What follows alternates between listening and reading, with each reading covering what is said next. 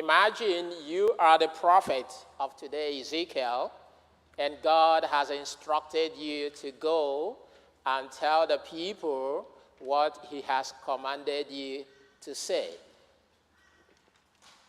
How will you feel about it? And maybe these people are not your friends. They have caused you a lot of harm. They have cajoled you. They have criticized you. What exactly will you do if you are the prophet? And there is another question. Have you been hurt by another person? How do you address that? Are you going to confront them? Are you going to be reconciled with them, or just ignore them? Which way is the best way to mend a broken relationship? In today's gospel, Jesus gave us some steps.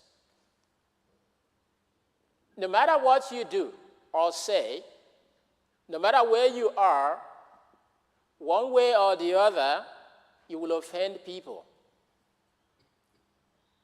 Even if you are a perfect person, the most holy man or woman on earth, people will be offended by you, consciously or unconsciously. How do we reconcile ourselves? Now, let me tell you this. In 2008, I was having a conversation with someone, and the person told me, "Never you say sorry." I was like, what type of gospel is that?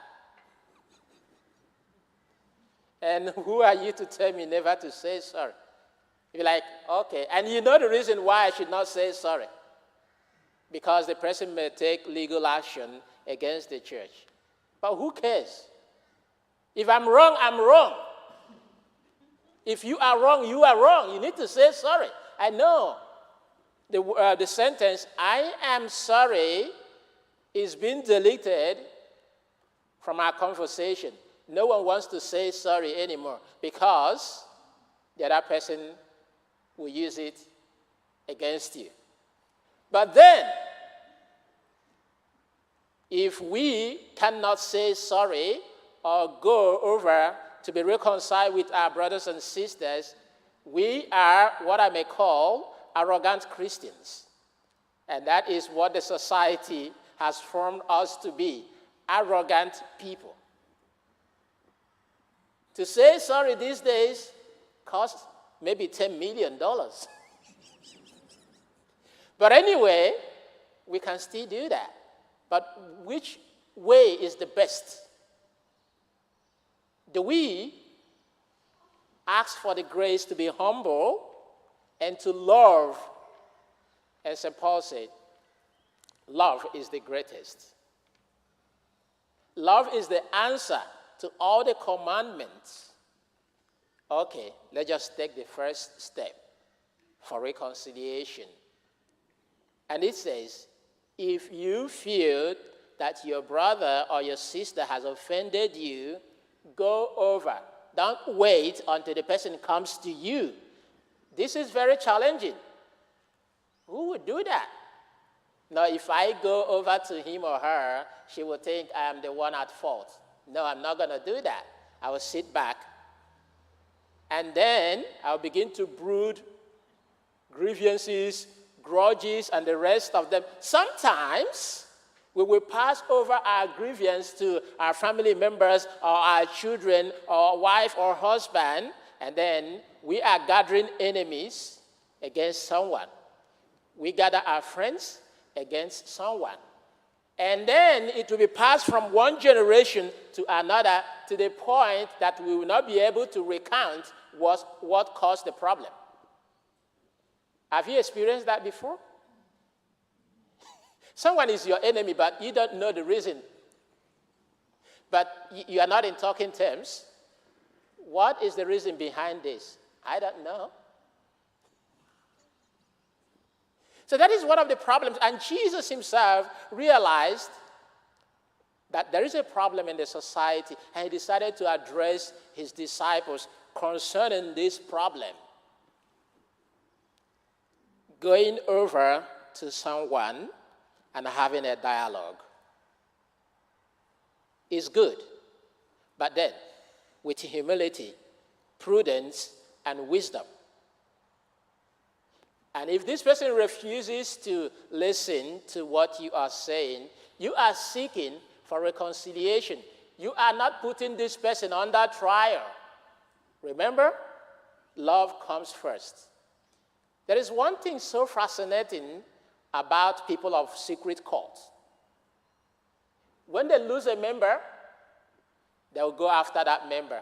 They wouldn't want to. They will try as much as they can to bring that member back into their society. But for us, Christians, followers of Christ, if we lose a member, oh, you can go to wherever you want to. We don't care.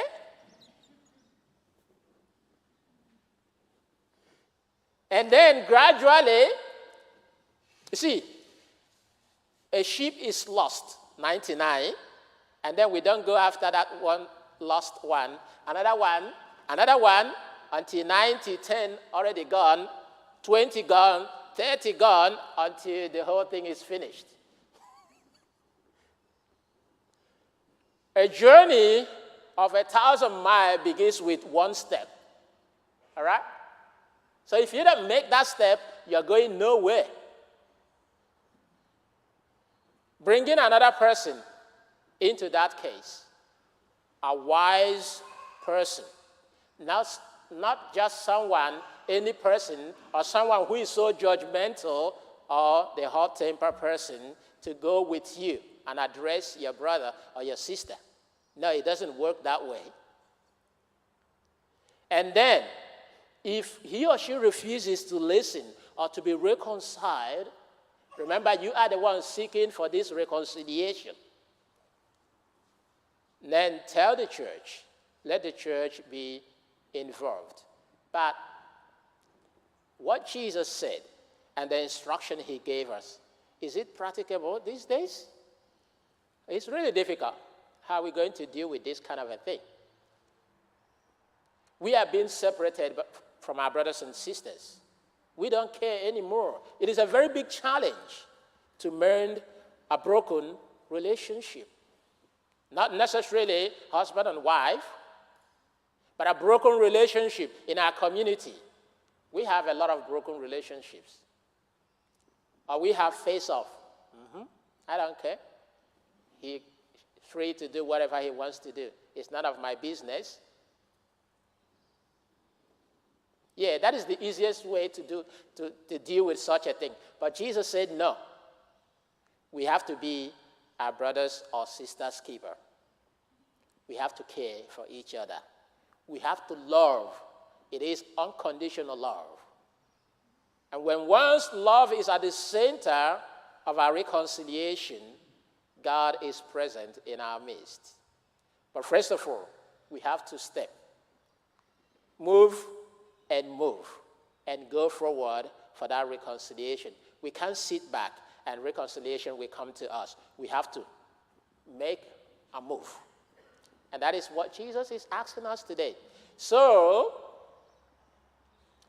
if you have been looking for a way to be reconciled with your brother or your sister, move further and pray for it. And they say, where 2 or 3 are gathered, I am there in the midst of them, or whatever you agree to pray for, that will be granted to you. Pray for it. If you've been having enemies, pray for them. Pray that they may be reconciled with their brothers and sisters. And that will be a task for you this week. Peace be with you.